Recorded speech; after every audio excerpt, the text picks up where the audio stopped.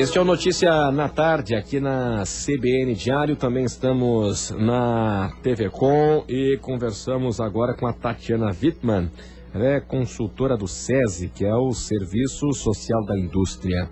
E vamos falar de um tema, Tatiana, que está na ordem do dia, não é de hoje, segue na ordem do dia, como um diferencial no mercado também, uma obrigação de todo mundo que está no mercado, de todo cidadão, e que visa o lucro e que visa o bem-estar do planeta, é a tal da responsabilidade social, responsabilidade ambiental. Não é uma questão de querer ser bonzinho, é uma questão de sobrevivência empresarial também, né? Tatiana, obrigado pela sua presença, tudo bem? Tudo bom.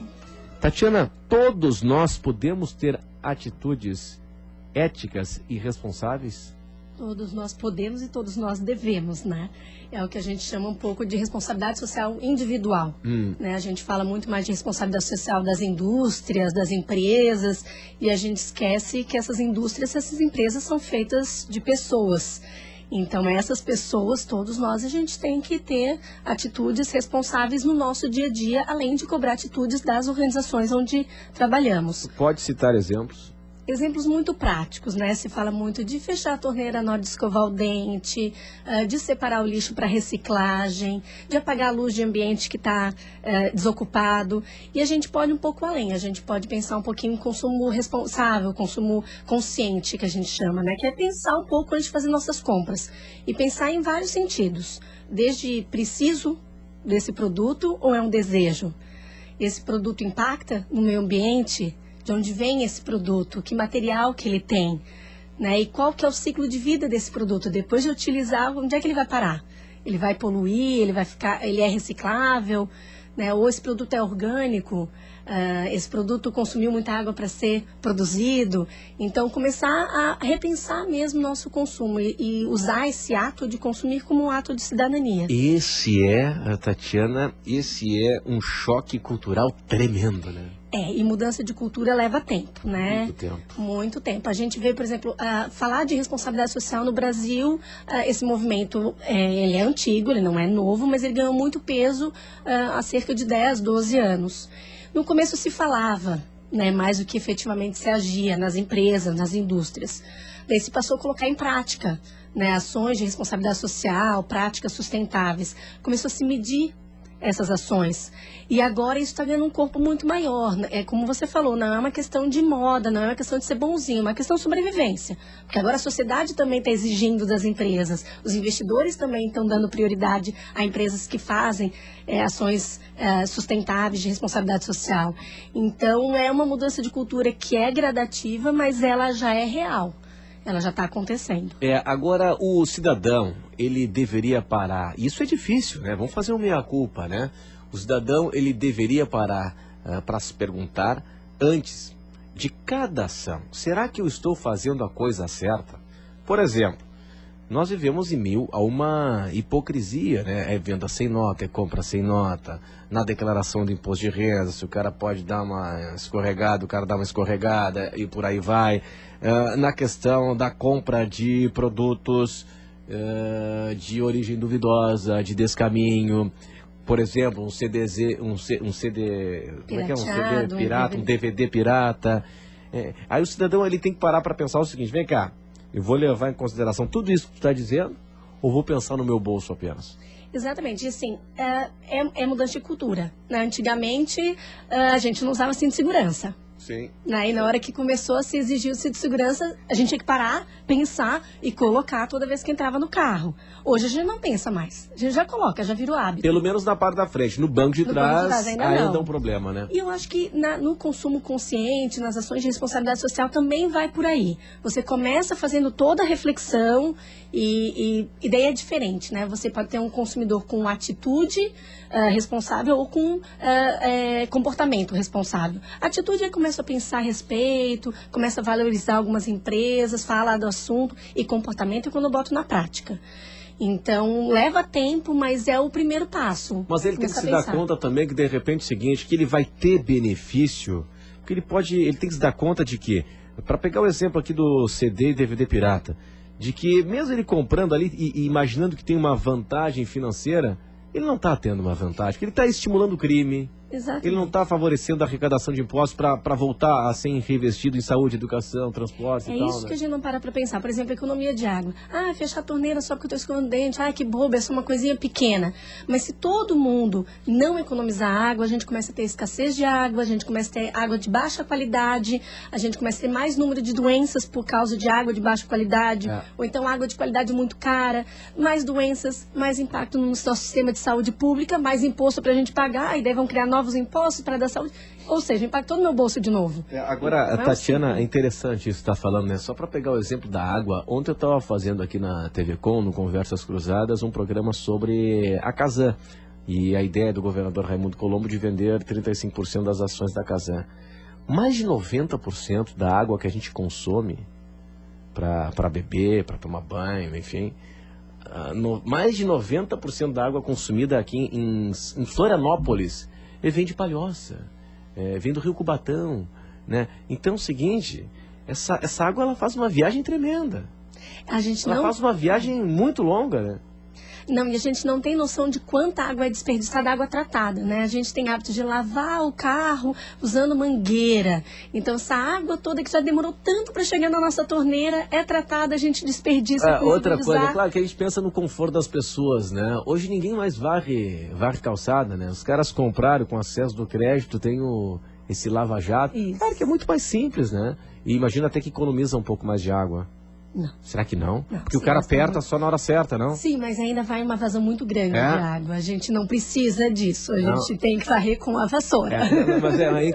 Tu não vê mais nenhum zelador varrendo a frente da fachada do prédio e tal. Não, o cara mete um lava-jato ali e tá resolvido. E daí exige mesmo que uma pessoa, um indivíduo, tome a atitude de conversar com o síndico daquele de prédio, de mudar aquela atitude ali, para começar a conscientizar, para que todos, como trabalho de formiguinha mesmo, mude. E a gente no SESI, a gente faz um pouco isso, né? Tanto com o trabalhador da indústria, quanto com a própria indústria. A gente tem um trabalho de consumo consciente, por exemplo, que é voltado para o trabalhador da indústria. Então, ensinar para ele o que é esse consumo consciente. Mas o consumo consciente para o trabalhador da indústria que não recebe lá essas coisas, vamos combinar, né? Aí acontece o seguinte, ele vai no supermercado, ele sabe que tem o produto orgânico e as verduras convencionais. O orgânico custa o dobro do preço. Caro. A gente tem que trabalhar com as possibilidades. O que a gente vai trabalhar com esse trabalhador que ganha pouco? Ele tem que planejar as compras, por exemplo. Falando de verduras. Ele tem que pensar o quanto de verdura ele vai comprar para não desperdiçar, para não jogar fora e daí jogar dinheiro fora.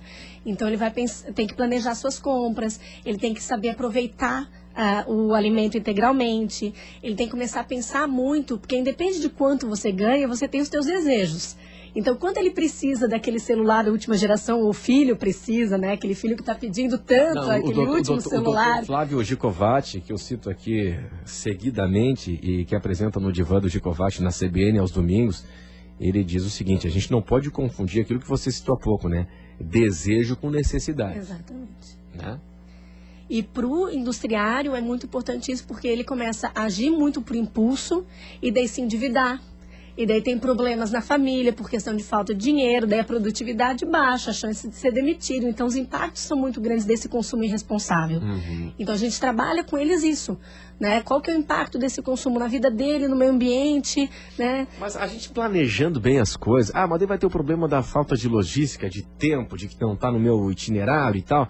Eu estava entrevistando uma nutricionista semana passada e ela me disse o seguinte, a gente está falando sobre os produtos orgânicos, né? E eu questionei, mas o produto orgânico na prateleira dos orgânicos no supermercado custa quase o dobro do preço.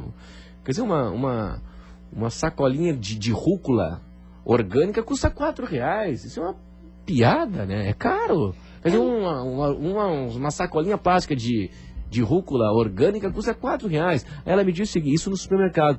Ela me disse o seguinte, Renato, no Direto do Campo, da Beira-Mar, uma pena que não tem nos outros ainda, no Estreito não tem um guichezinho, tem um nichozinho de venda, antes de passar ali o caixa, de um produtor orgânico. Aí é direto da fonte. Aí sai o preço quase que do convencional no supermercado. Então a gente se planejando, dá para comprar bem, né? Dá.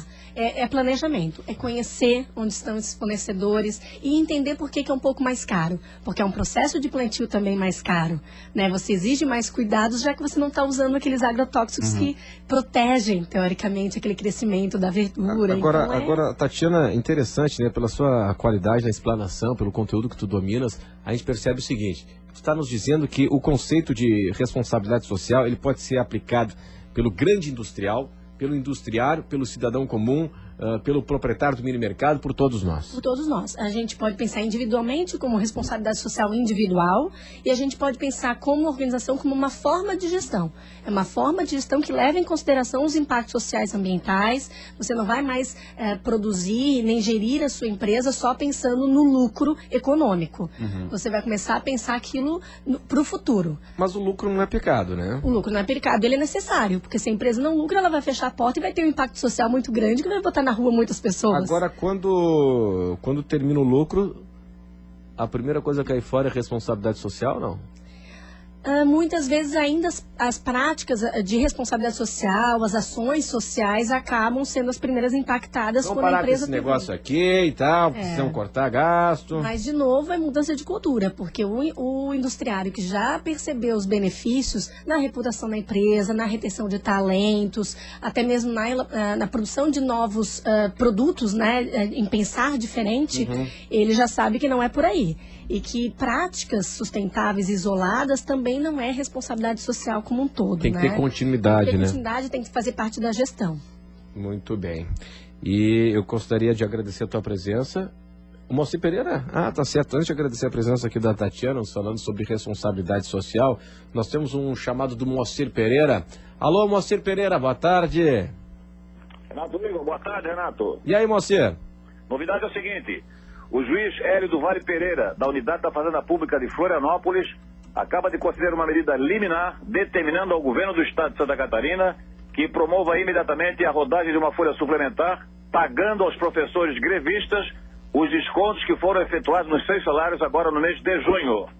Esta decisão foi emitida agora à tarde em função de ação impetrada pelos advogados Marcos Rogério Palmeira e José Sérgio da Silva Cristóvão, dois advogados do Sindicato dos Trabalhadores de Educação do CIT Santa Catarina, que pediam que o governo fosse impedido, requeria que o governo fosse impedido, proibido de fazer o desconto dos salários dos grevistas e também fazia a solicitação ao juiz para que fosse declarada a legalidade da greve. A liminar foi concedida parcialmente. O juiz não se manifestou sobre a questão da legalidade, mas determinou ao governo que restitua imediatamente os descontos salariais feitos no contra-cheque do mês de junho dos professores em greve da rede estadual de ensino. O governador Raimundo Colombo continua no Oeste e volta hoje. A reunião que está marcada para as 2 horas entre o comando do CINT e o secretário Eduardo Deschamps foi cancelada e poderá ser marcada apenas para amanhã, a depender exatamente da decisão a ser tomada pelo governador Raimundo Colombo. Renato Igor. Moacir Pereira, essa decisão em caráter liminar do juiz Hélio do Vale Pereira é para ser executada imediatamente? Imediatamente. Claro que agora o cartório da Vara da Fazenda vai fazer a notificação ao governo do Estado, isso deve levar 1 dia ou 2 dias, aí eu não sei exatamente qual vai ser a agilidade, e dessa decisão naturalmente cabe recurso junto ao Tribunal de Justiça, mas é uma vitória política indiscutível para o movimento dos grevistas, especialmente para os professores que tiveram desconto nos seus salários. Alguns tiveram aí desconto de 80% do seu salário, então a situação dramática, a notícia para o movimento grevista positiva, uma vitória política extraordinária, e bota o governo numa situação de fragilidade diante dessa declaração, dessa decisão, dessa liminar concedida pelo juiz Hélio do Vale Pereira, da Unidade da Fazenda Pública aqui da capital. E, sobretudo, nesse momento delicado, não é verdade, Renato, em que há uma expectativa de algum entendimento, em função exatamente do prolongado tempo da greve, a partir dessa reunião de ontem à noite aqui na capital, entre o secretário Eduardo Deschamps e o comando de greve com a diretoria do CINT aqui de Santa Catarina. Renato, e qualquer informação no comentário mais no final da tarde, 10:06, ou então estamos atualizando informações do Oeste Catarinense, onde está o governador e a comitiva, e também aqui da capital, diretamente no Clique RBS. Ok, Renato? Ok, Moacir, até mais. Um abraço. 13h30, vamos pro repórter CBN, Tatiana Wittmann, muito obrigado pela sua atenção aqui conosco, tá? Te agradeço a oportunidade e as indústrias do Estado que quiserem pensar um pouquinho mais sobre responsabilidade social e sustentabilidade, pode procurar a consultoria em responsabilidade corporativa do SESI. Parabéns pela tua explanação e pela qualidade no conteúdo.